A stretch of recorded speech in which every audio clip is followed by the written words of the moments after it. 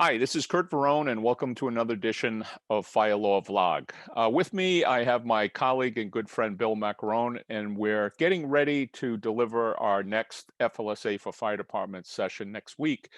And we were going over some of the most current issues that relate to firefighters and overtime and the FLSA and all. And there was a case that Bill was discussing with me. And it's something that he had blogged about in his blog, firefighterovertime.org. And I think it's worth us going a little bit beyond what we normally go in terms of the depth of the issue, because it's so important. But I'm going to let Bill explain the case. It's Patterson versus Dallas-Fort Worth Airport. One of the places, frequent places that I end up, or I used to end up before COVID.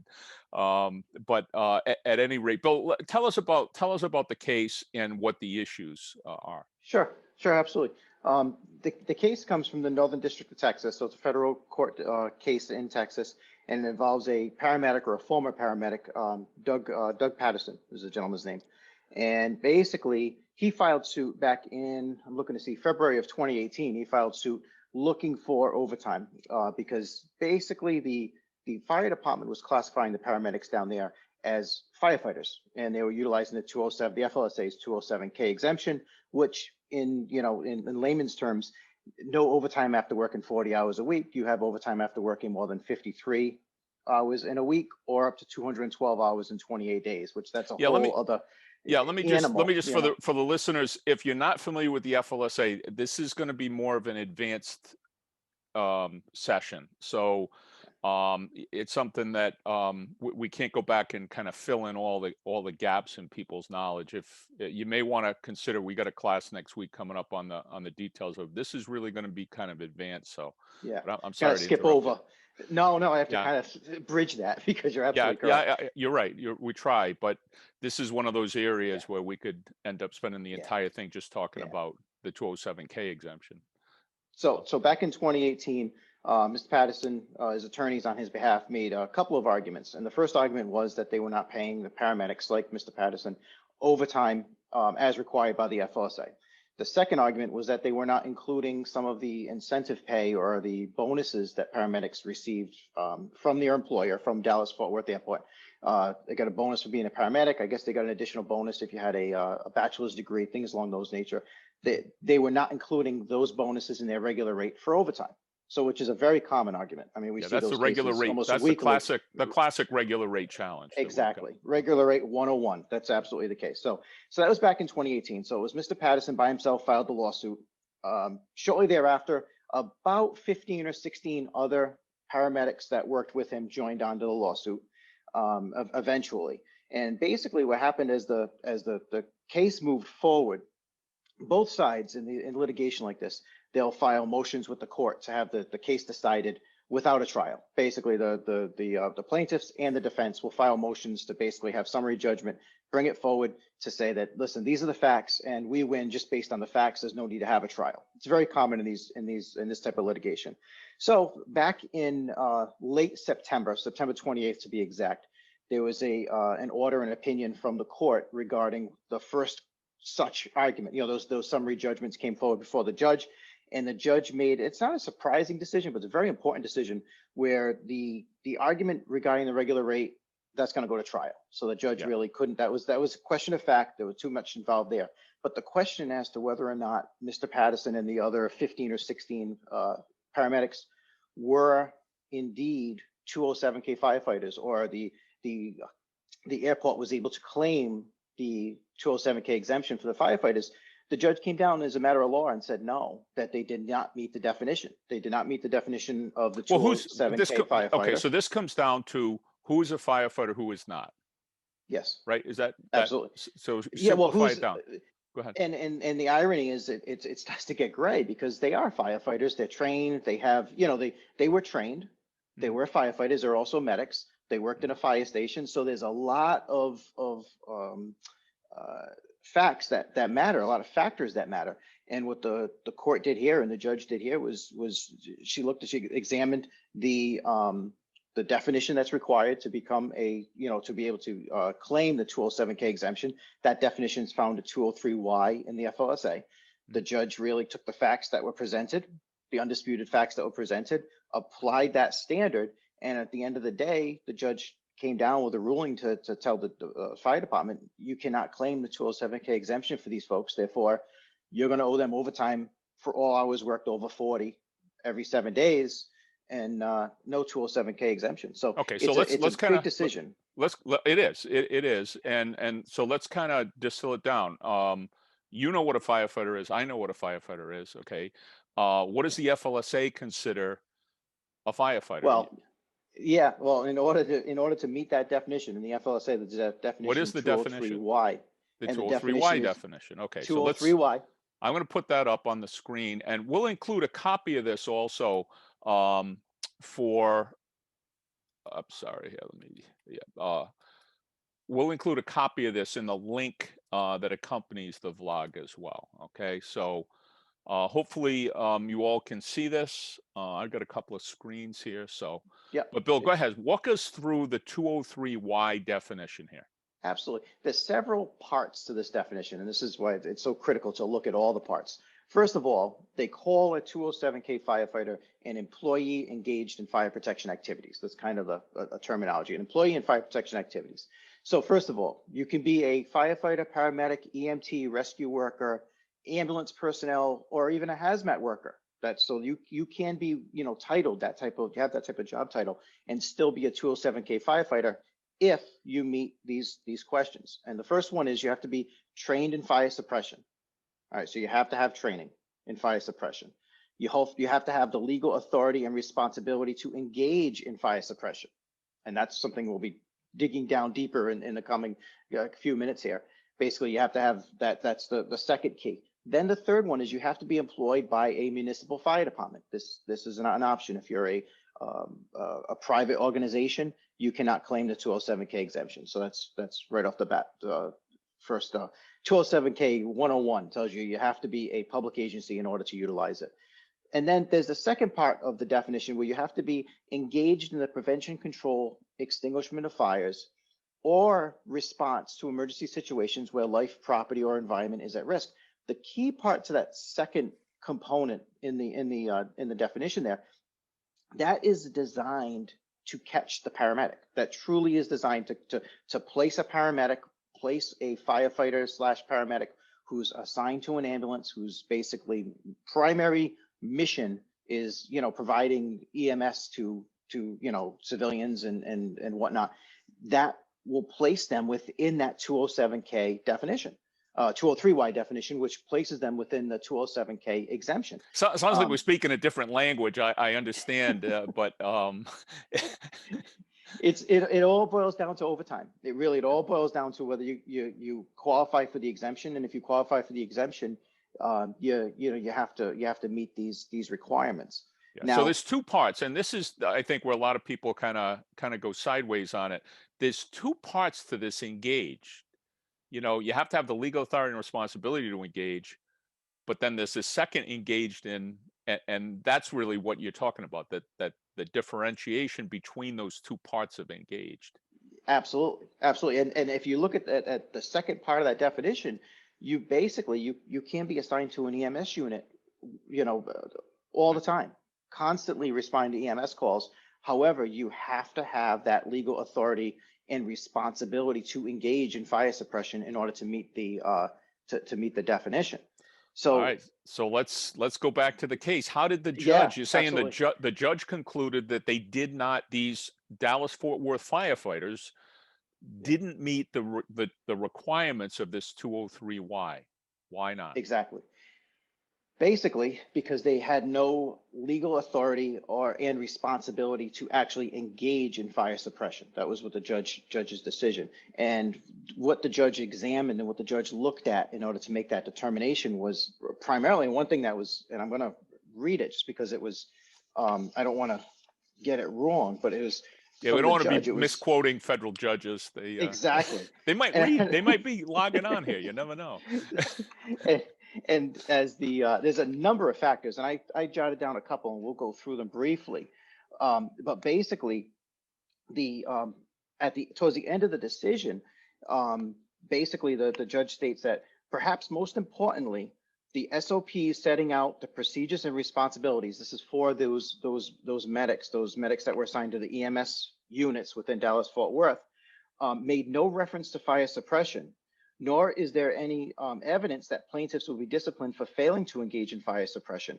So basically what the judge found was that, listen, they were trained. These firefighters did receive training, and there was some question regarding their continuing training, whether or not they continued to receive the same training as other firefighters that were assigned to the actual crash rescue trucks. But as a general rule, they came in the door, certified firefighter type training, and certified paramedic, and they had that initial training. And now, as they were utilized, though, within the organization, they were more or less relegated to EMS only. The policies and procedures of the fire department stated that the EMS component, the EMS division within the fire department, was strictly EMS. There was no responsibility to actually engage in firefighting. There was no discipline if a paramedic did not engage in firefighting. And these are some of the factors that the court took into account. And if I look at I made a quick little list of the type of factors that were, that the court considered. And some of the factors tended to support these folks being considered firefighters, these paramedics being considered firefighters. And one was that they were trained. Two was that they responded to fires. They were issued bunker gear. They were issued firefighting turnout gear. There were SCBAs on the fire trucks, not on the ambulances they were assigned to, but there were SCBAs on the fire trucks. They were dispatched to some fire scenes, and that the overall job description of a firefighter at the airport was to actually do it, to fight fire. That was within the description. But then when you look at all the other factors, basically, when you're assigned to an EMS unit, you didn't have to actively go engage fire. You were not expected to actually, whether it's pull a hose line or go in and pull sealants after the fire or whatever the case may be. There was no requirement to actually don the bunker gear. So the fire department gives you the bunker gear. In fact, reading some, and this morning I did some additional reading on it. This was a argument made by the plaintiff's attorney. So obviously it wasn't the court making this assessment, but the plaintiff's attorney was arguing that some of the paramedics testified that their bunker gear was still in the wrapping that it came to them when they received it. So, and again, that was from the plaintiff's attorney, so it was not vetted by the court. But certainly, if that wasn't disputed, you have a hard time as an employer when you think about it. You have a hard time saying, "Oh yes, these folks are an integral part of our firefighting force. There's this bunker gear in the wrap from when we bought it for them 3 years ago." Mm-hmm. There were no SCBAs on the EMS units. They were not dispatched to all fires, and they were never dispatched. And this is important. They were never dispatched, and they were never told by the IC or by whoever was in charge there to actually engage in fire suppression. So the arguments that the fire department, the attorneys representing the fire department, were really stuck with at that point was to say that possibly they could be, told to go and engage in firefighting. It just so happens that they have not been. And the judge even left the door open a little bit in that regard, because the judge looked at it and said, listen, even if it was a possibility in the future, this might survive. This might have to go to trial.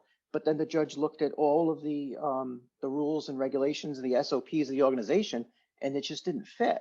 So there was a disconnect between, when the employer is saying you're a firefighter and they want to claim that 207K exemption, you have to make sure you meet the definition that's required to do that. Well, Bill, you and I focus on this quite a bit, and you even more. This is really, one of your areas of expertise, and within the FLSA, we kind of divide things up, and this particular area is really your area of concentration.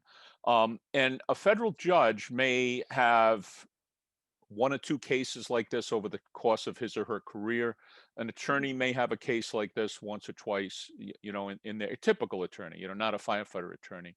But this is like right in our wheelhouse, this issue. And, one of the concerns I had when I read your write-up on it and I read the decision was that the judge didn't understand the nuances of this the way you and I understand the nuances of this. And the question I have for you next is, did the judge differentiate between this responsibility to engage and this responsibility to engage?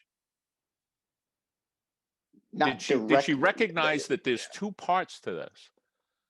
not that I read in the decision. Yeah. It was apparent in that what the decisions that, and I mean, we're familiar with these decisions that the judge referenced. There's a McGavick decision out of the Fifth Circuit that they're bound to more or less follow in these McGavick. instances in Texas. McGavick always comes up, I but know, I know. and obviously that case was heavily referenced, and that case got into the differentiation between the two parts. But it was not. I mean, looking at the facts, I think that the decision makes sense given the facts. Okay, so let's be totally honest now. You're a career firefighter. You get overtime.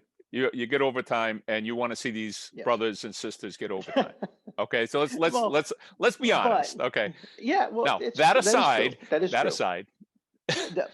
is true.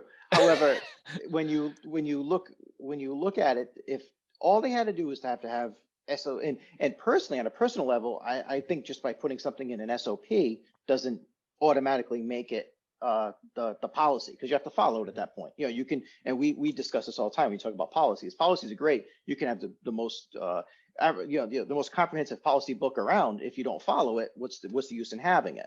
For sure. To a great extent. So I think that in this decision, the judge even went so far as to say, if your policies allowed the medics to engage in firefighting and to be part of it and be part of the firefighting team, even if they never did it, even if you never assigned the person to actually do it, the judge, more or less, reading between the lines, left the door open for them. But doesn't that go to the second? That's reading. And I agree with, but to me, that goes to the second issue. That goes to, are they actually engaged? And when you and I put that additional word, it's not really in there, but are they actually engaged in on the second part? Okay. Yeah. But to me, this is different. This first one up here, the legal authority and responsibility engaged in fire suppression. To me, that's like, let's say we're in a building, we're on duty, we're in a building, okay, and the alarms go off, and we go, oh, and we go running out of the building because the alarms go off. That to me says you don't have legal authority and responsibility. And can you be disciplined for going out and waiting for the real firefighters to show up and deal with whatever the problem is? To me, and that's why we swear people in, we make them take an oath. And when you can be disciplined for doing exactly what I just said, the fire alarms go off and you go running out like everyone else does. That means you don't have the legal authority and responsibility. And to the extent your policies may say that, or your actual practices reflect that, then maybe you don't meet that part. Okay, but this one, it would seem to me, they are engaged in the response to emergency situations, so they pass this one. Oh, absolutely. The question is whether or not they have the legal authority and responsibility. And to me, when you're trained as a firefighter, and you could be disciplined when there's a fire or there's an emergency, but we're talking fire suppression, when there's a fire and you run out of the building, then if you could be disciplined, do you really have a responsibility? So to me, the question that the judge should have been looking at is, did they have the legal responsibility? If they had run the other way when there was a fire, or left the building when there was a fire, or if their policies required them to leave the building when there was a fire, well, then maybe they don't meet that second one. The first of the two engaged. It's the second of the four criteria, but the first of the two engaged response. I don't know if that perspective makes sense to you. No, and there was a fair amount of back and forth in reading the different documents involved in the case, and some of the briefs that were filed by both sides. There was a fair amount of that to say, have you ever instructed asking the incident commanders, have you ever instructed a paramedic to go and perform? But to me, again, that goes down to this one. That's really about this one. it's not about this one. This one But I think is, did they take an oath? And, as part of that oath is they're responsible for suppressing fires. That, I mean, if you have a dispatcher who's not a firefighter, never sworn in or whatever, they're not gonna get by this one. They don't have a legal responsibility. When there's a fire in the building, like everybody else, they've got to get out of the building. So when that's why one of the reasons I would think why we take an oath, and to me, that's what this one is all about.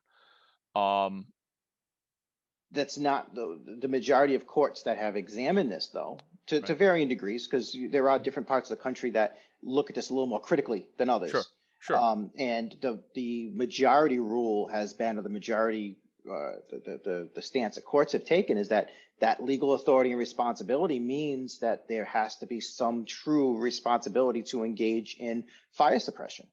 Okay. So, and by never But I having the guess, person, okay, yeah, and I guess that's the key question is, how do you evaluate that? Like how, like absolutely. right. And I think, and that's where there's a little bit of a gray area still, where some parts of the country are pretty firm to say that there's some circuit court decisions, some high level court decisions where they've stated that if, in order to meet this obligation, if a fire occurs, it must be your job to do something with it, to do something about that fire. That's something that we talk about in a lot in the FLSA class, the way the different courts have taken it. And then other courts have taken it to not quite that great extreme, haven't adopted that entirely. So then they look to say, okay, well, even if you haven't had to actually engage in firefighting, do you have, the responsibility could be some forward thinking, it could happen. It could happen where you could end up engaging in firefighting. And I think that that's where the line is where the line is somewhere in between those two. Mm-hmm. And that's where, and I know best practice, and obviously the last thing you want to do for the employer's standpoint is to be a headline, and find yourself in the caption of a legal case. So I mean, best case scenario, make this crystal clear, make the medics part of the suppression team, so to speak, and and assign them to responsibilities in the fire ground. Have it in your policies and actually do it. And I think that's and then you won't find yourself trying to pin where your medics lie somewhere on this scale, whether or not your jurisdiction, the court might be a little more forgiving versus if you're in another jurisdiction where the court views this a little bit more strictly. Yeah, that's really what I wanted to, eventually get to. So I want to get Bill's recommendation to avoid this Yeah. ever coming up as an issue, from the fire department's perspective, not necessarily Yeah. from the firefighters' perspective, but from the fire department's perspective. And Yeah. if you can drill down on that part of it, like specifically, what Absolutely. what action should a fire chief who's concerned about this take? First, I think obviously assuming that you meet the rest of the definition, that these folks are trained, they're firefighters, they meet all the other requirements of the definition. Now dispatch them to fires. I think that's first and foremost. Now from a fire chief standpoint, you have a competing interest here. You're going to dispatch them to fires to primarily, probably initially, for your EMS. God forbid if there's a person that's at the house that's ill, that's injured as a result of the fire, and then once the firefighters are operating, you want to have an EMS unit on scene. So that's where I recommend sending two ambulances to the fire. One that's for firefighting, the other one that's for your EMS. Now, if you don't have that type of staffing, you can't send two to every fire. You send one, but those folks are assigned firefighting duties. They within your policies, within your procedures, actually put them on the fire ground, assign them to a role in the fire ground, have them under the chain of command of the whoever the incident commander is. They fall under their chain of command. In a perfect world, I do think sending the two EMS units is the best way to go, and then you can have your one designated on whether it's EMS and eventually maybe rehab, and the other one actually goes to work on the fire ground, assuming that those folks are alternated. There's a fire tomorrow, and next week there's a fire. It's different units, et cetera, that are assigned those roles.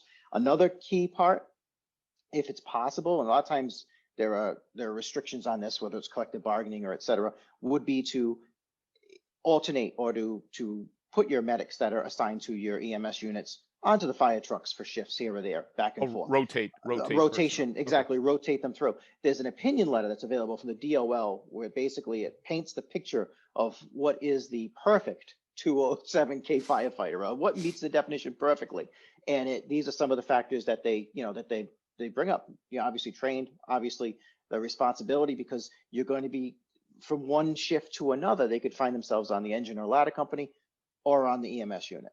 At the same time, they work freely, even if it's overtime shifts on the fire trucks. They're still more or less regularly working through both the fire side and the EMS side. And another issue that really, and I want to bring up regarding the Patterson case that was unique, was they had a very clear delineation within the structure of the fire department there, where you had your emergency or your fire department or fire division, EMS division. Then you had, I think it was training, and then there was another human resource or something. So they had this delineation within the organization.